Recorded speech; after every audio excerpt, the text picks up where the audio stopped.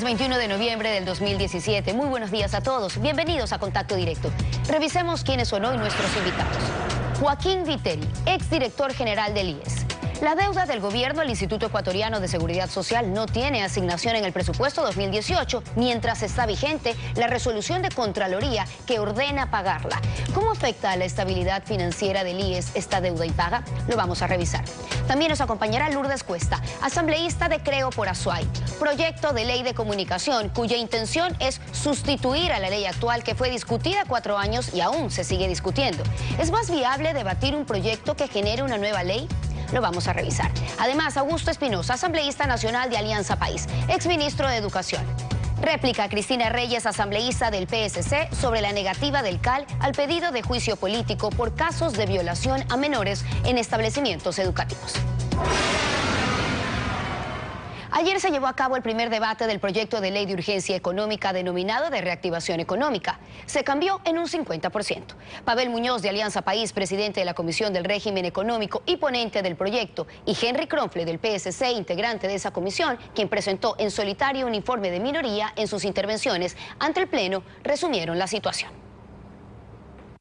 Por lo tanto, tenemos una iniciativa que no es exactamente igual a la que llegó, que creo que no satisface plenamente los requerimientos de este Pleno de la Asamblea Nacional y que por lo tanto no busca cerrar el debate, sino que busca en esta sesión organizar mejor el debate para poder nutrirlo y, de ser el caso, llegar en el segundo Pleno a una votación con una ley que cumpla las expectativas no de esta Asamblea, sino de las expectativas del pueblo ecuatoriano, tanto en sus aspectos de producción como en sus aspectos de justicia y redistribución. ¿Qué pasó? Se sentó un frente económico a decirle al presidente lo que tenía que decir, salió el presidente de la República a decirlo y resulta que llega aquí una ley que no refleja en nada lo expresado por el presidente de la República. ¿Qué pasó con este frente económico? Que yo lo denomino estos economistas PowerPoint, a los cuales, por cierto, no les confío ni un centavo. A los mismos que nos llevaron a la crisis que vivimos el día de hoy, señores. Esa es la realidad. Y que piensan que con las mismas medidas nos van a sacar de la crisis a las cuales ellos mismos nos han metido. Alfredo, buenos días. Buenos días, Wendy. Buenos días a todos. Por el número de cambios, 10 artículos nuevos, 39 eliminados y 49 modificados, en total 98 artículos. Está claro que los debates no podrán resultar en vano, pero hay temas de fondo que permanecen cubiertos por una hojarasca de temas menores. Y en eso, la responsabilidad principal es del presidente de la República, que mediante el veto puede convertir al proyecto en una ley que verdaderamente impulse la reactivación económica y no solo la liquidez de un gobierno con déficit, sobreendeudamiento y una larga fila de pedigüeños frente a una ciudadanía indignada porque el telón de fondo es una corrupción insolente. La actualidad, los protagonistas, el análisis y la información en Contacto Directo.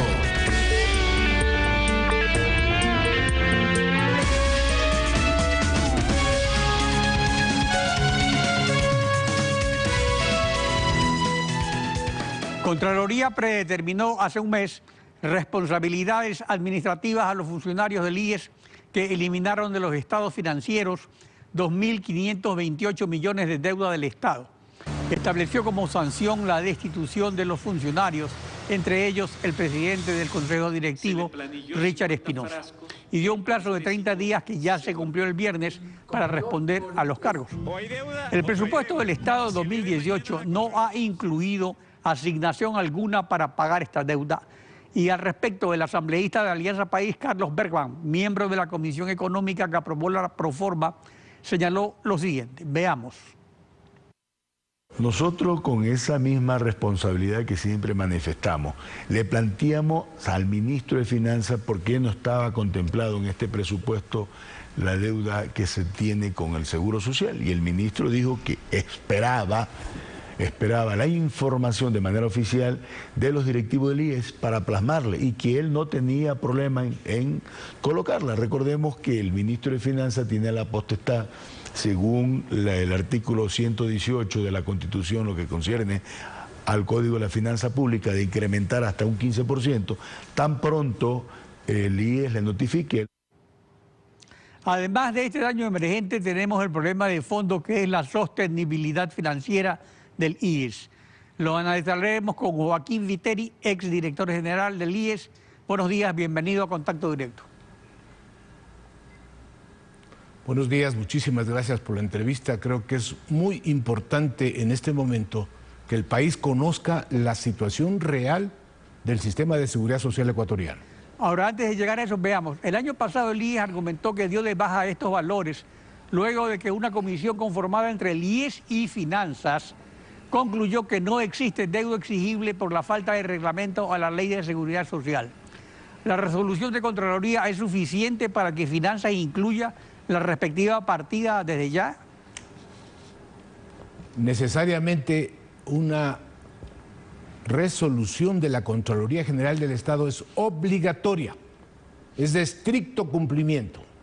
En primer lugar, la deuda del Estado por la atención médica a jubilados, a personas con enfermedades catastróficas, está normado en la ley. Entonces, no podía en ningún momento desconocerse esa obligación y los costos que justamente representan para el Instituto Ecuatoriano de Seguridad Social.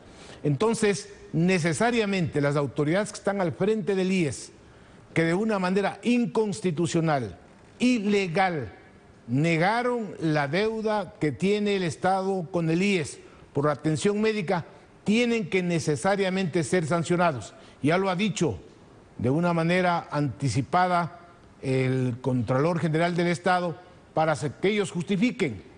Ellos tenían que justificar, entiendo que ya se venció ese plazo y deben haber justificado, caso contrario, la destitución será inminente.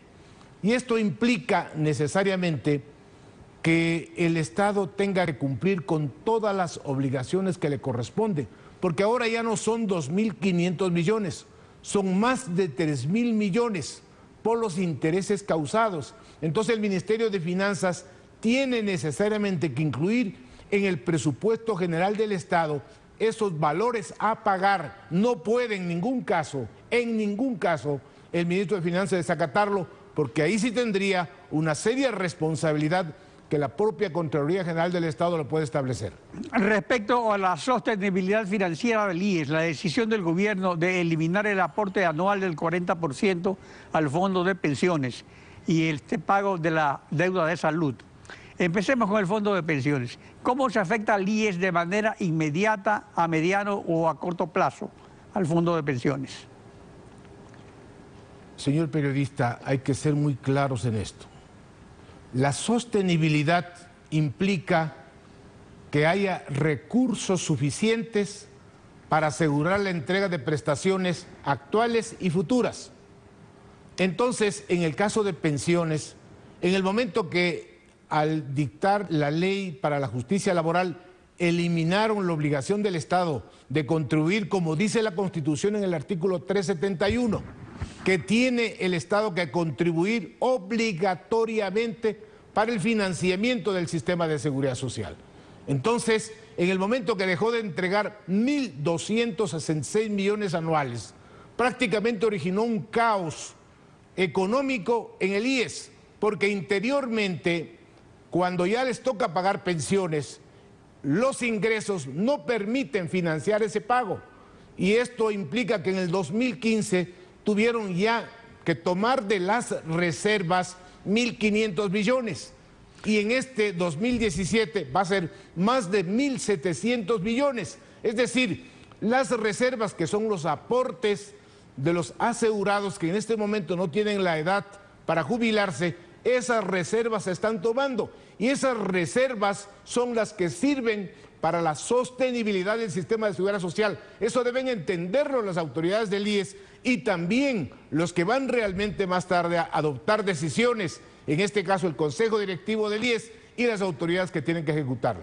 Pero en este caso, ¿hay siquiera un asomo de solución porque el gobierno de Correa, digamos, mediante ley, suprimió el aporte del 40% anual y lo sustituyó por una garantía abierta que es imposible de cumplir, porque cuando se necesite, a lo mejor necesitarán 10.000 millones. ¿Cómo se va a cumplir si no puede cumplir con lo que tenía del 40%?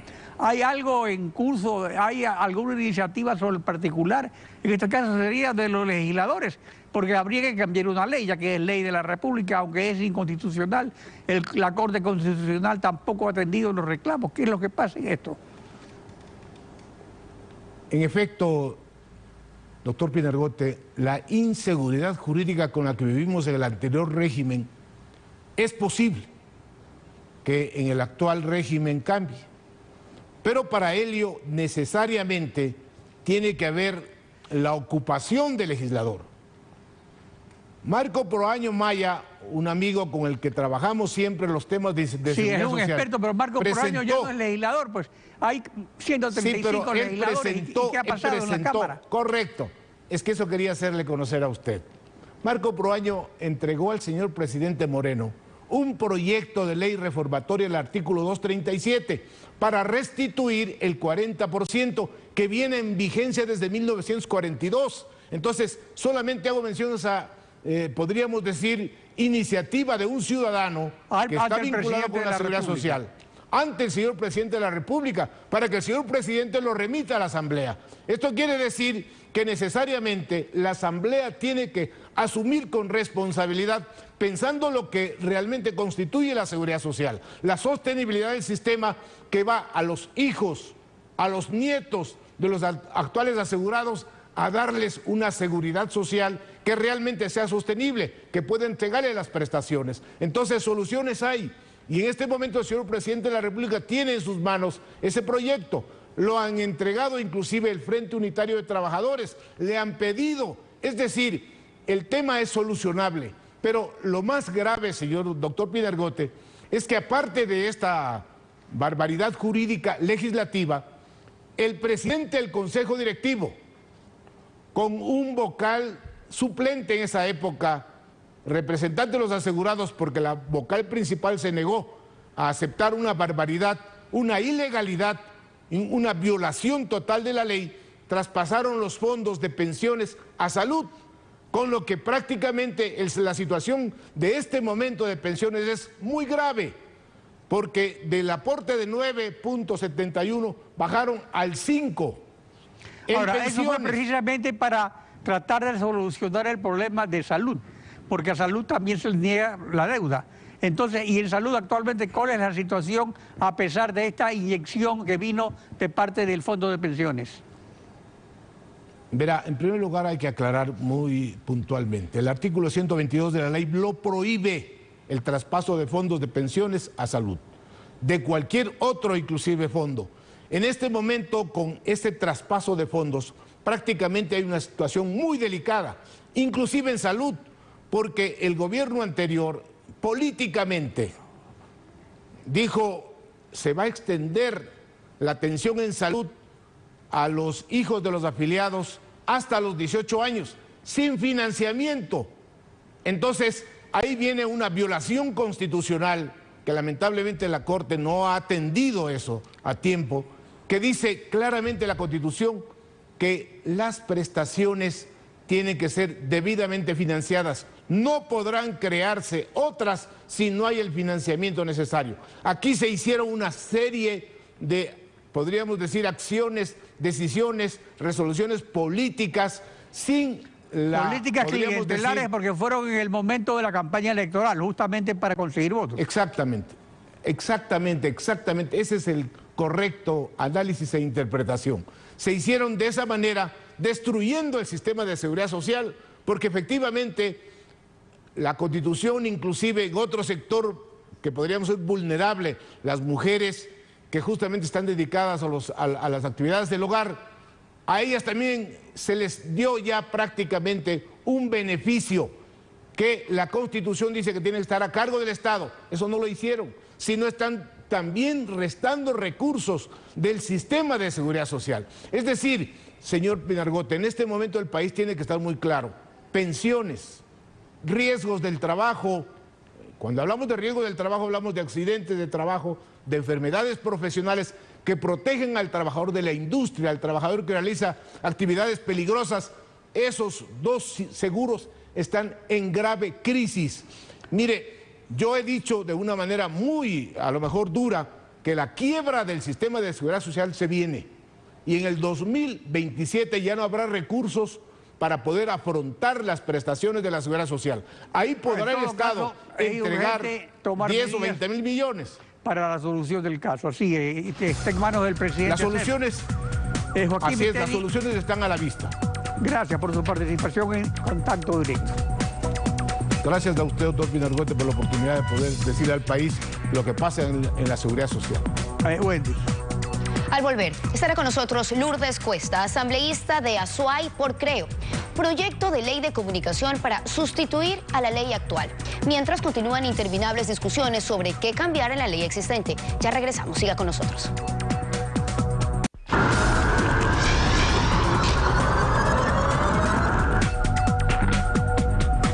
De 118 proyectos de ley presentados en el actual periodo legislativo, solo uno se refiere a la ley de comunicación.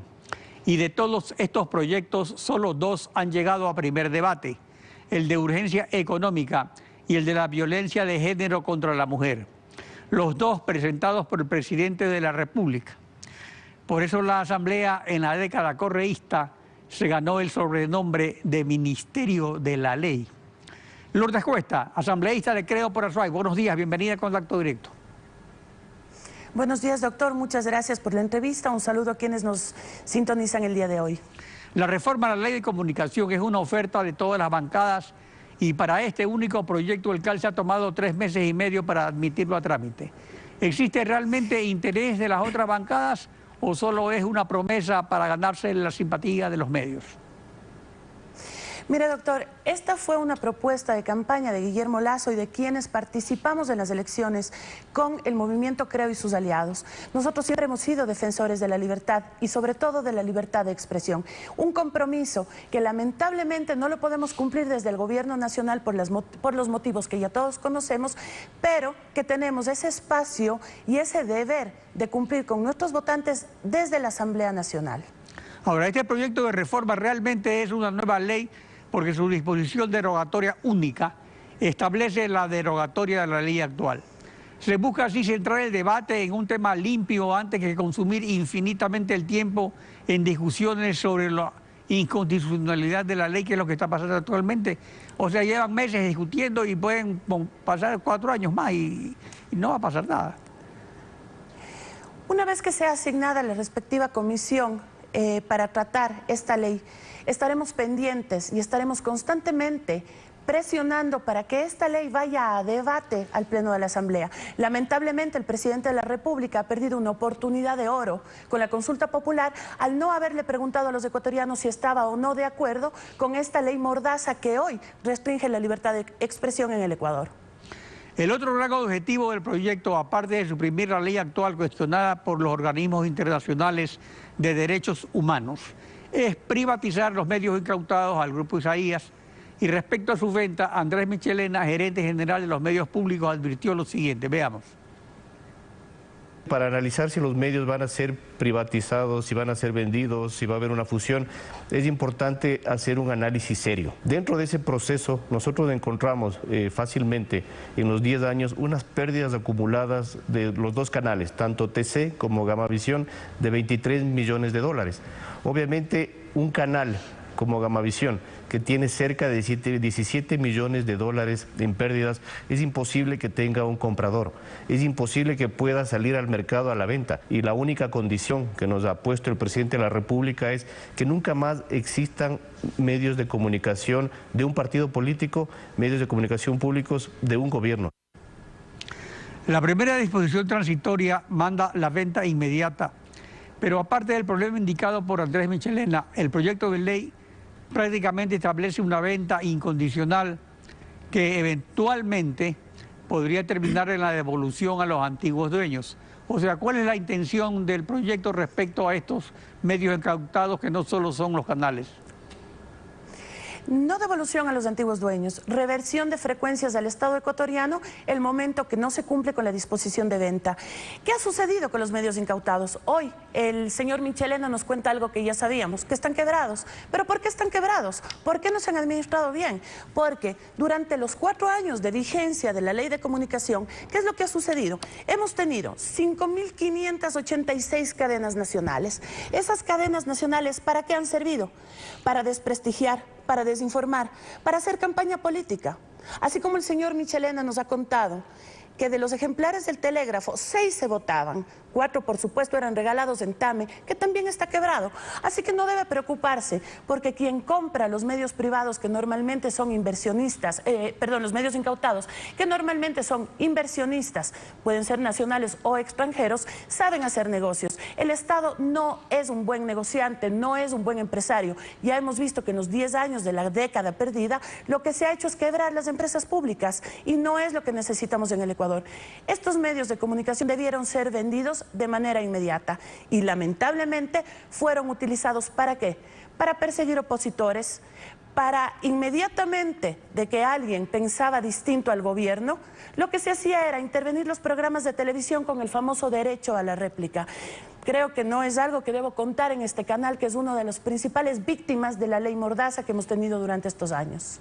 En el referéndum del 2011 se introdujo un paquetazo de enmiendas constitucionales que, además de meter la mano a la justicia, reformó el artículo 312 de la Constitución, primer inciso, estableciendo que las instituciones del sistema financiero privado, así como las empresas privadas de comunicación de carácter nacional, sus directores y principales accionistas, no podrán ser titulares directa o indirectamente de acciones o participaciones en empresas ajenas a la actividad financiera o comunicacional, según el caso.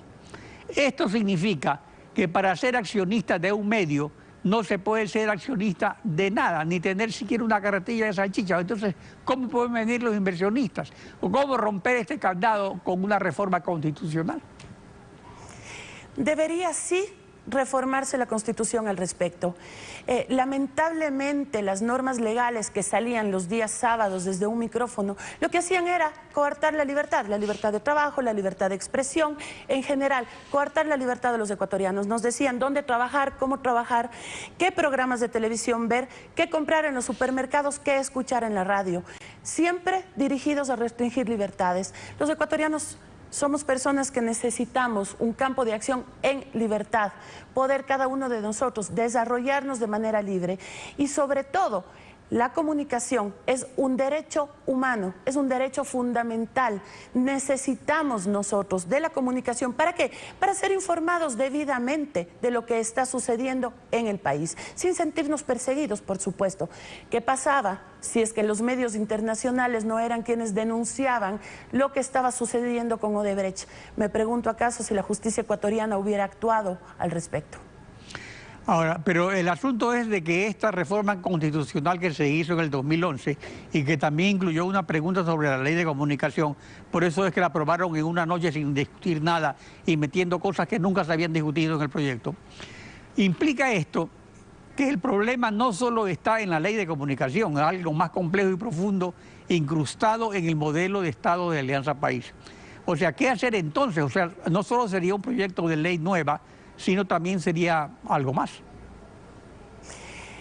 Es una forma de devolver la libertad de expresión a los ecuatorianos. Como decía, sí, es una ley derogatoria que deroga todas estas instituciones que incluso persiguen. Estamos viendo a día de hoy lo que ha sucedido. Tenemos un cambio de forma, no tenemos un cambio de fondo en el país. Si bien el presidente de la República no está utilizando hoy esta ley en contra nuestra como la utilizaba el gobierno anterior, está latente. Es como una pistola cargada con balas que está asentada sobre un escritorio, listo para que el próximo habitante de un ático pueda dispararla en contra de los ecuatorianos. Hoy estamos viendo cómo el exministro de Educación, que va a ser el próximo invitado a su programa, ha decidido instaurar un proceso judicial en contra de un periodista porque dice que ha recibido linchamiento mediático, cuando lo que el periodista lo que ha hecho es informar lo que ha sucedido en la Asamblea, en las distintas comisiones con los casos atroces de abuso sexual contra nuestros niños, a quien envío mi absoluta solidaridad al señor Roberto Aguilar, y que siga informando, que eso es lo que necesitamos los ecuatorianos, conocer lo que está pasando en el país. Por eso es tan importante derogar esta ley. Es un arma que está latente, que puede ser utilizada en cualquier momento. Lourdes Cuesta, asambleísta de la SUAY por Creo. Gracias por su participación en Contacto Directo. A usted muchas gracias, doctor. Wendy. Cuando regresemos nos acompañará Augusto Espinosa, asambleísta nacional de Alianza País, exministro de Educación. Réplica a la asambleísta nacional por el PSC, Cristina Reyes, respecto a la negativa del CAL al pedido de juicio político en su contra por su actuación como ministro de Educación en el caso de las violaciones a escolares. Pausa y volvemos con el tema. Siga con nosotros. Cristina Reyes, asambleísta nacional por el Partido Social Cristiano, afirmó lo siguiente acerca de la negativa del CAL al pedido de juicio político a Augusto Espinosa, exministro de Educación y asambleísta nacional por Alianza País. Veamos. Hace algunos meses denuncié que el CAL se había convertido en el Consejo de la Alcahuetería Legislativa por el archivo del juicio político al vicepresidente Glass. Creo que me quedé corta en estas expresiones. Hoy es un acto de encubrimiento el archivar el juicio político propuesto por la asambleísta Cruz al exministro Espinosa por casos tan horrorosos, tan abominables como son más de 800 casos de abuso sexual en el sistema de educación pública. Y resulta que 5 integrantes del CAL, entre las cuales hay mujeres y hay madres, se extralimitan en sus atribuciones y resulta que ellos hacen un juzgado, valoran las pruebas, no simplemente verificarlas como dice la Constitución y dar paso a un juicio político, porque el señor exministro Espinosa, claro que es responsable políticamente, según dijo en Diario Expreso, conocía de las denuncias de abusos sexuales y no hizo nada, y en segundo lugar es responsable de esta red de designaciones de los abusadores que sin concurso, sin mérito, fungían como maestros. Augusto Espinosa, exministro y asambleísta, ha pedido el derecho a la réplica. Buenos días, bienvenido a Contacto Directo. Buenos días, Alfredo, un gusto estar aquí. Cuando se evalúa la gestión... Habría dos temas de réplica para ir concretando, ¿no? El conocimiento de los casos de violación y las designaciones sin concursos para algunos maestros que después resultaron involucrados en esos casos. Voy a ser muy breve, Alfredo. Ya. Primero, para definir si es que un ministro de Educación cumplió con sus funciones en relación a estos casos, hay que evaluar qué se hizo en materia de prevención, qué se hizo en materia de reacción frente a estos hechos y qué se hizo en materia de remediación. En materia de prevención, a lo largo de nuestra gestión en el ministerio se hicieron los concursos de oposición y méritos que determinaron con pruebas psicométricas del ingreso de más de 35,000 docentes al magisterio. Nunca antes había sucedido eso en la historia del Ecuador. En ese sentido, yo creo que la asambleísta está absolutamente desinformada. Después, en materia de reacción frente a los hechos, hay un informe que presenta el propio ministro de Educación actual, Fander Falconi, a la Comisión Ampetra. Aquí describe muchas de las cosas que hicimos, no todas, algunas. Y en uno de los párrafos se lee: el primer protocolo validado por la Fiscalía General del Estado y el Consejo de la Judicatura fue redactado en el año 2013, actualizado en el año 2015 y reformado en el año 2017. Es decir, que el primer protocolo en donde se establecían con claridad responsabilidades de los funcionarios del ministerio fue redactado y validado durante nuestra gestión.